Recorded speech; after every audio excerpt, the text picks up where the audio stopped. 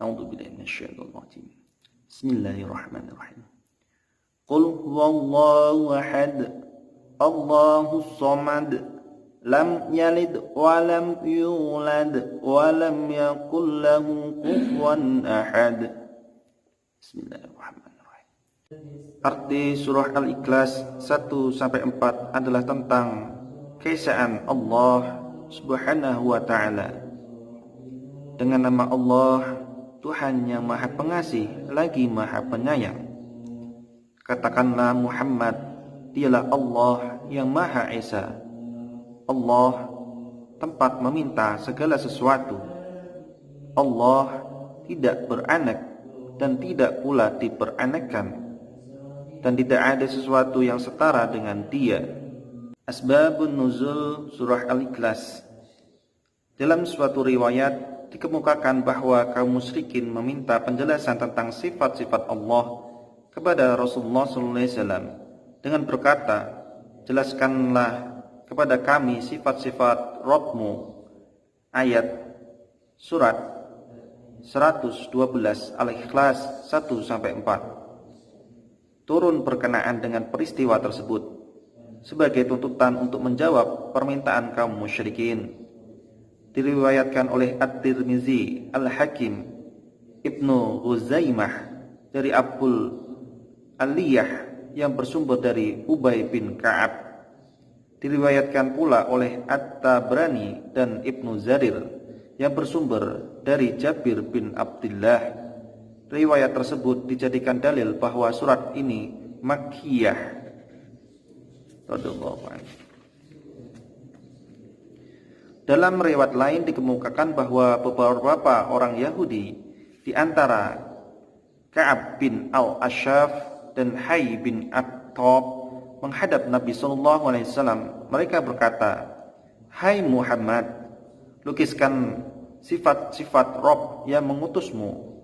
Ayat ini surat Al-Ikhlas 1-4 turun berkenaan dengannya peristiwa tersebut. Diriwayatkan oleh Ibnu Abi Hatim yang bersumber dari Ibnu Abbas. Diriwayatkan pula oleh Ibnu Jarir yang bersumber dari Qatadah, dan diriwayatkan pula oleh Ibnu Muzir yang bersumber dari Sa'id bin Jubair. Berdasarkan riwayat ini dapatlah ditegaskan bahwa surat ini Madaniyah. Dalam riwayat lain dikemukakan bahwa kaum Ahzab berkata, "Lukiskanlah sifat Rabb-Mu kepada kami."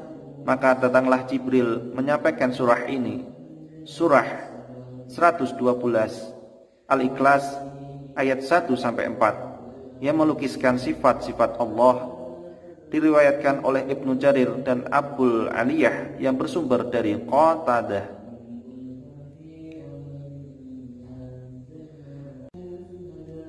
Menurut As-Suyuti, kata al-musyrikin, kaum musyrikin dalam hadis yang bersumber dari Ubay bin Ka'ab radhiyallahu an, ialah kaum musyrikin dari kaum Ahzab.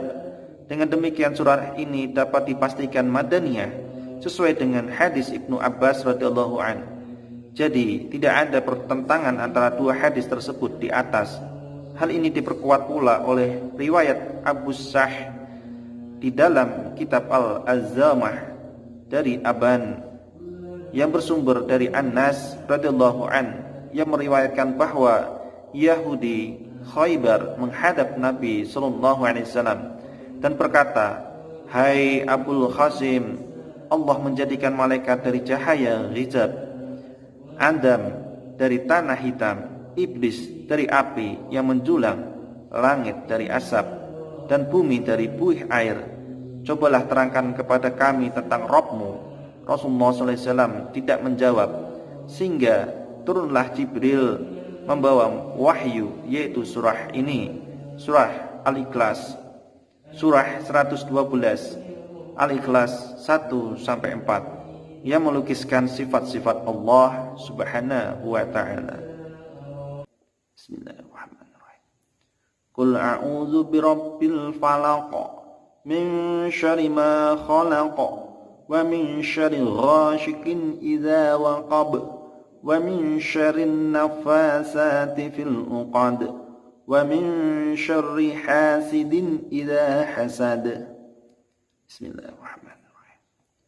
Qul a'udzu birabbin nas, malikin nas, ilahin nas, min syarril waswasil khannas, alladzi yuwaswisu fi sudurin nas, minal jinnati wan nas. Arti surah Al-Falaq 1-5 adalah tentang Allah sebagai pelindung dari segala kejahatan. Dengan nama Allah yang Maha Pengasih lagi Maha Penyayang, katakanlah aku berlindung kepada Tuhan yang menguasai subuh fajar, dari kejahatan makhluk yang Dia ciptakan, dan dari kejahatan malam apabila telah gelap gulita, dan dari kejahatan perempuan-perempuan penyihir yang meniup pada buhul-buhul talinya, dan dari kejahatan orang yang dengki apabila dia dengki. Arti surah An-Nas 1-6 adalah tentang Allah sebagai pelindung manusia dari kejahatan bisikan setan dan manusia. Dengan nama Allah, Tuhan yang Maha Pengasih lagi Maha Penyayang, katakanlah aku berlindung kepada Tuhannya manusia, Raja manusia, sembahan manusia, dari kejahatan bisikan setan yang bersembunyi, yang membisikkan kejahatan ke dalam dada manusia, dari golongan jin dan manusia. Shadaqallahul azim. Dalam suatu riwayat dikemukakan bahwa Rasulullah SAW pernah mengalami sakit parah. Maka datanglah kepada beliau dua malaikat, yang satu duduk di sebelah kepala beliau dan yang satu lagi di sebelah kaki beliau. Berkatalah malaikat yang duduk di sebelah kaki beliau kepada malaikat yang duduk di sebelah kepala beliau, apa yang kau lihat? Ia menjawab, beliau terkena guna-guna. Dia bertanya lagi, apa guna-guna itu? Ia menjawab, guna-guna itu sihir. Dia bertanya lagi, siapa yang membuat sihirnya? Ia menjawab, Labid bin al-Asham al-Yahudi, yang sihirnya berupa gulungan yang disimpan di dalam sumur keluarga si Anu di bawah sebuah batu besar. Datanglah ke sumur itu, timbalah airnya dan angkat batunya, kemudian ambillah gulungannya dan bakarlah. Pada pagi harinya Rasulullah SAW mengutus Ammar bin Yasir radhiyallahu an dan kawan-kawannya. Setibanya di sumur itu, tampaklah airnya merah seperti air pacar. Air itu ditimbanya dan diangkat batunya serta dikeluarkan gulungannya, kemudian dibakar. Ternyata di dalam gulungan itu ada tali yang terdiri atas 11 simpul. Kedua surah ini, surah 113 Al-Falaq dan surah 114 An-Nas, turun berkenaan dengan peristiwa tersebut. Setiap kali Rasulullah SAW mengucapkan satu ayat, terbukalah simpulnya. Diriwayatkan oleh Al-Baihaqi di dalam kitab Dalailun Nubuwah dari Al-Qalbi dari Abu Syahileh, yang bersumber dari Ibnu Abbas radhiyallahu anhu. Dalam kitab Sahihul Bukhari terdapat sahih penguat yang ceritanya seperti itu, tapi tidak menyebutkan sebab turunnya kedua surah ini.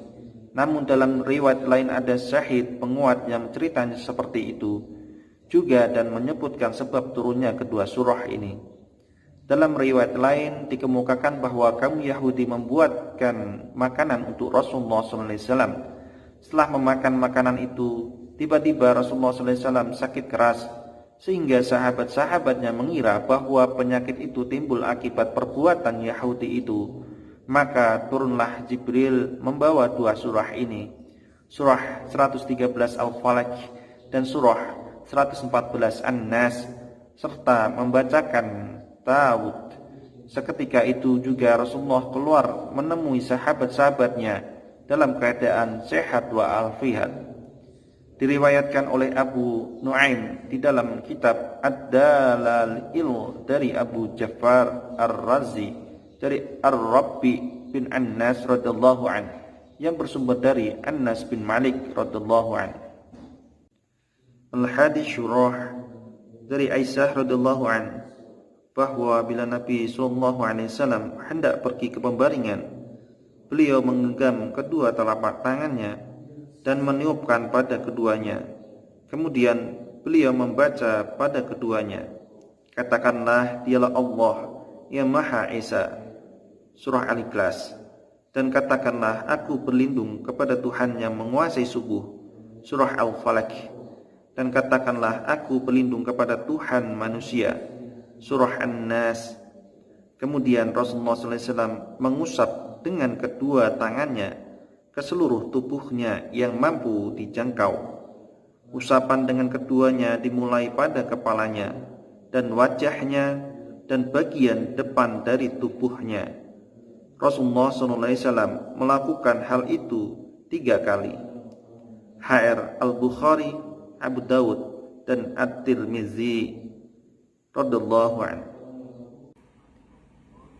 Seputaran hadis sahih, Abdullah bin Kubayb radhiyallahu anhu berkata, Rasulullah sallallahu alaihi wasallam berkata kepadaku, bacalah Qul huwallahu ahad, surah Al-Ikhlas, dan Al-Mu'awwidzatain, surah Al-Falaq, dan An-Nas saat petang dan pagi hari sebanyak 3 kali. Maka itu mencukupkanmu dari segala sesuatunya. HR Abu Dawud nomor 5082 dan Tirmizi nomor 3575. Subhanallah walhamdulillah wa la ilaha illallah wallahu akbar wa la hawla wa la quwwata illa billahil aliyil azim. Tidak ada daya dan upaya selain dari kekuatan Allah Subhanahu wa ta'ala. Allahumma shalli ala sayyidina Muhammad wa ala ali sayyidina Muhammad kama shallaita ala sayyidina Ibrahim wa ala ali sayyidina Ibrahim wa barik ala sayyidina Muhammad wa ala ali sayyidina Muhammad kama barakta ala sayyidina Ibrahim wa ala ali sayyidina Ibrahim fil alami innaka Hamidum Majid. Sallallahu alaihi wasallam. Allahumma hamni bil Qur'an waj'alni imama wa nura wa huda wa rahmah. Allahumma zakkirni minhu ma nasitu wa alimni minhu ma jahiltu warzuqni tilawatahu anna alayli wa adrafan nahar waj'alhu li hujjatahu ya rabbal alamin. Ya Allah, curahkanlah rahmat kepada kami dengan Al-Quran dan jadikanlah Al-Quran sebagai pemimpin, cahaya, petunjuk dan rahmat bagi kami. Ya Allah, ingatkanlah kami terhadap apa yang telah kami lupakan dari Al-Quran. Ajarilah kami apa-apa yang belum kami ketahui dari Al-Quran. Anugerahilah kami kemampuan untuk senantiasa membacanya sepanjang malam dan siang. Jadikanlah Al-Quran sebagai hujah bagi kami yang dapat menyelamatkan kami, wahai Tuhan seru sekalian alam. Amin.